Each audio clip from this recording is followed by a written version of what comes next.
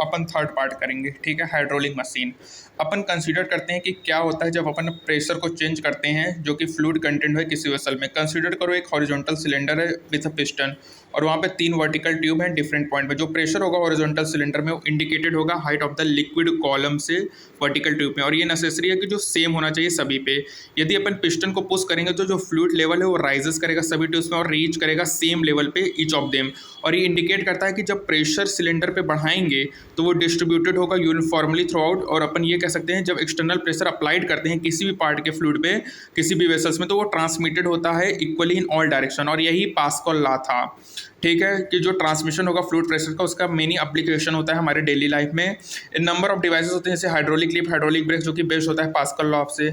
इस डिवाइसेस में जो फ्लूइड होता है उसका यूज करते हैं प्रेशर को ट्रांसमिट करने में। हाइड्रोलिक लिफ्ट में जो कि फिगर 10.6 में यहाँ पे 2 पिस्टन को जो कि सेपरेटेड होता है और स्पेस फिल्ड होता है लिक्विड से। Piston of small cross section area जो कि एक्सर्ट फोर्स करेगा F1 directly on the liquid.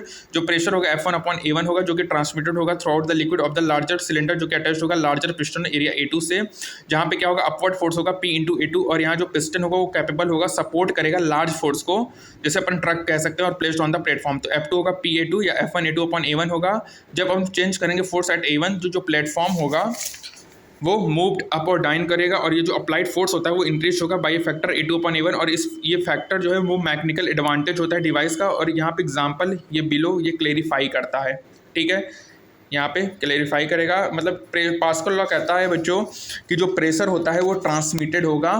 क्या होगा कि प्रेशर जो होता है बच्चों, जब अपन एक्सटर्नल प्रेशर अप्लाइड करते हैं किसी भी फ्लूइड पे तो वो ट्रांसमिटेड होता है इक्वली इन ऑल डायरेक्शन, ठीक है।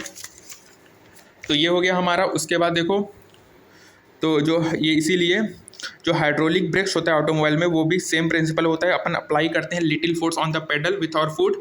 जो मास्टर पिस्टन होता है मूव करेगा इनसाइड द मास्टर सिलेंडर और प्रेशर कॉस्ट होगा transmitted through the brake oil और ऐड करेगा पिस्टन ऑफ लार्जर एरिया। जो लार्ज फोर्स एक्ट करता है पिस्टन पर पुश्ड डाउन होगा एक्सपेंडिंग करेगा ब्रेक शूज को अगेंस्ट ब्रेक लाइनिंग। और इस वे में जो स्मॉल फोर्स होता है पेडल पे वो प्रोड्यूस करेगा large retarding force on the wheel. और एक इंपॉर्टेंट एडवांटेज सिस्टम का ये भी है कि जो प्रेशर होता है सेट बाय प्रेसिंग पेडल वो ट्रांसमिटेड होता है इक्वली ऑल सिलेंडर जो कि अटैच होता है 4 व्हील से। इसी वजह से जो ब्रेकिंग एफर्ट होता है वो इक्वली होता है सभी व्हील्स पे, ठीक है। तो ब्रेकिंग एफर्ट क्या होगा सभी व्हील्स पे इक्वल होगा। तो पास्कल लॉ क्या कहता है कि जो अपन एक्सटर्नल प्रेशर अप्लाइड करते हैं किसी भी फ्लूइड पे तो वो ट्रांसमिटेड होता है इक्वली डायरेक्शन में F2 = F1/A1/A2, ठीक है। तो ये हमारा फ्लूइड स्टैटिक्स का पार्ट कंप्लीट हुआ। नेक्स्ट टर्म में अपन स्टार्ट करेंगे फ्लूइड डायनेमिक्स। मतलब अभी तक अपन बात कर रहे थे कि फ्लूइड इज एट रेस्ट, अब बात करेंगे कि जब फ्लूइड मोशन करता है तो उस सिचुएशन में क्या क्या होते हैं, ठीक है।